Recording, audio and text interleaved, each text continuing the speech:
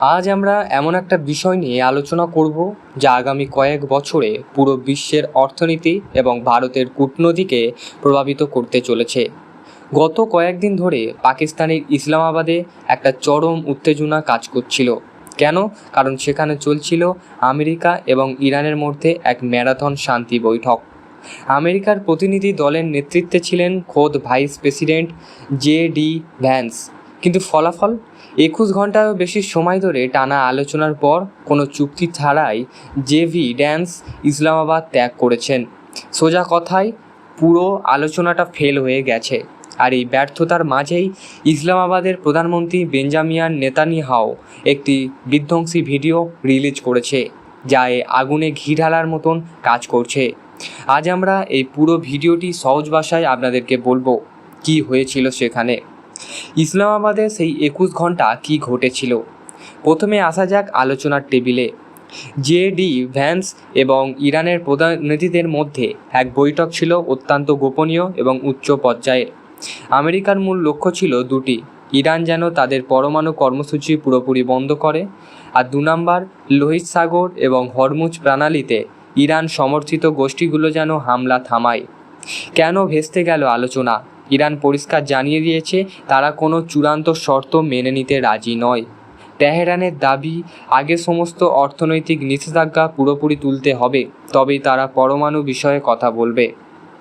America এই guarantee দিতে পারেননি, ফলে কোনো সমঝোতা ছাড়াই জে.ডি. ভ্যান্স ফিরতে আসে। নেতানিয়াহু আই ওপেনিং ভিডিও একটা বড় বার্তা দিয়েছেন। শান্তি আলোচনা যখন মাঝপথে, ঠিক তখনই ইসরায়েলের প্রধানমন্ত্রী একটি ভিডিও বার্তা প্রকাশ করেন। এই ভিডিওতে কেন এত গুরুত্বপূর্ণ? কারণ এতে একটি কথাই দাবি করছেন, যা এর আগে কখনো এতটা খোলামেলাভাবে হয়নি: পরমাণু বিজ্ঞানীদের হত্যা। নেতানিয়াহু দাবি করেছেন ইসলামাবাদে গত কয়েক বছরে ইরানের ২০ জন শীর্ষ পরমাণু বিজ্ঞানীকে নির্মূল করেছে। অবকাঠামো ধ্বংস। তিনি জানান ইরানের পরমাণু গবেষণার মূল ভিডিওগুলো ইসরায়েলি অভিযানে ধ্বংস হয়ে গেছে। ৪ নম্বর জানান তার স্পষ্ট কথা, ডিপ্লোম্যাসি বা কূটনীতি দিয়ে ইরানকে থামানো যাবে না। ইসরায়েলে তাদের অক্ষশক্তি ধ্বংস না করা পর্যন্ত থামবে না।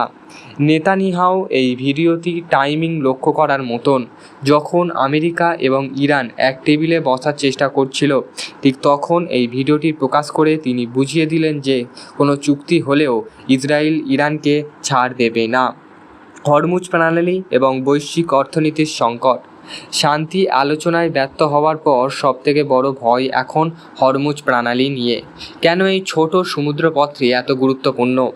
বিশ্বের মোট খনিজ তেলের প্রায় ২০% থেকে ২৫% এই পথ দিয়ে যায়। ভারত তার তেলের বড় অংশ এই রুট দিয়ে আমদানি করে।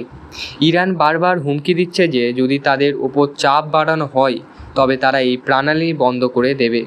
যদি একবার হরমুজ প্রণালী বন্ধ হয়, তবে তেলের দাম রাতারাতি ব্যারেল প্রতি $১২০ থেকে $১৫০ পৌঁছে যাবে। এর ফলে ভারতের পেট্রোল ডিজেলের দাম আকাশছোঁয়া হবে এবং মুদ্রাস্ফীতি নিয়ন্ত্রণহীন হয়ে পড়বে। ভারত এই পুরো ঘটনায় একটি কঠিন অবস্থানে দাঁড়িয়ে আছে। কেন? জ্বালানি নিরাপত্তা নিয়ে। আমাদের অর্থনীতিকে চাকা ঘোরে তেলের ওপরে। মধ্যপ্রাচ্যের অস্থিরতা মানেই ভারতের পকেটে টান। চাবাহার বন্দর। ইরান ভারত চাবাহার বন্দর বিনিয়োগ করছে। আমেরিকা ও ইরানের মধ্যে সংঘাত বাড়ালে সেই প্রজেক্ট ভবিষ্যৎ অনিশ্চিত হয়ে পড়বে।